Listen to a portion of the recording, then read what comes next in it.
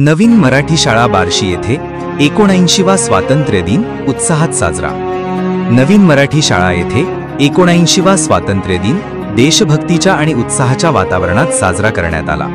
प्रमुख पाहुणे बार्शीतील सुप्रसिद्ध स्त्रीरोग तज्ञ श्री डॉक्टर कुमार जगताप सर उपस्थित होते। शाळेचे मुख्याध्यापक, शिक्षकवृंद, पालक व विद्यार्थी मोठ्या संख्येने या सोहळ्यास उपस्थित होते। कार्यक्रमाची सुरुवात प्रमुख पाहुणे डॉक्टर कुमार जगताप सर यांच्या हस्ते झालेल्या भव्य ध्वजारोहणाने झाली। राष्ट्रगीताच्या गजरात फडकणाऱ्या तिरंग्याने संपूर्ण परिसर भारून टाकला।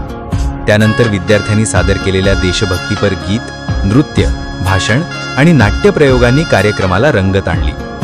ध्वजारोहणानंतर वातावरण अधिक रंगतदार बनवण्यासाठी विद्यार्थ्यांनी सादर केली देशभक्तीपर गाणी। गाण्यांच्या ओळींनी जणू इतिहासच जिवंत केला। शूरवीरांची आठवण, स्वातंत्र्यासाठी लढणाऱ्या वीरांच्या कथा आणि त्यांच्या त्यागाची कदर करणारा प्रत्येक सूर प्रेक्षकांच्या मनात देशप्रेमाची ज्योत प्रज्वलित करत होता।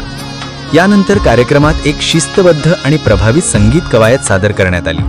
विद्यार्थ्यांच्या एकसुरी हालचाली, ढोलाच्या ठेक्यांवर जोडणारी पावलं आणि आदेशानुसार घेतलेली वळणं हे दृश्य पाहून प्रेक्षकांना भारतीय सैन्याची शिस्त आणि ताकद आठवली। कवायतीच्या प्रत्येक हालचालीत देशभक्तीची झलक आणि संघटनेची ताकद स्पष्टपणे दिसून आली। त्यानंतर मुलामुलींनी सादर केली पारंपरिक लेझिम, महाराष्ट्राच्या मातीचा गंध असलेली एक ऊर्जावान कलाप्रकार।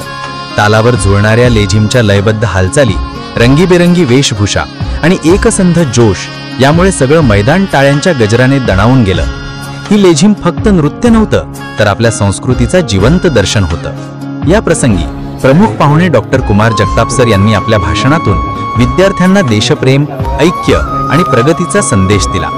त्यांनी स्वातंत्र्य सैनिकांच्या बलिदानाची आठवण करून देत राष्ट्रहितासाठी कार्य करण्याचे आवाहन केले। या संपूर्ण कार्यक्रमात शिक्षक, पालक आणि विद्यार्थ्यांनी उत्स्फूर्त सहभाग घेतला।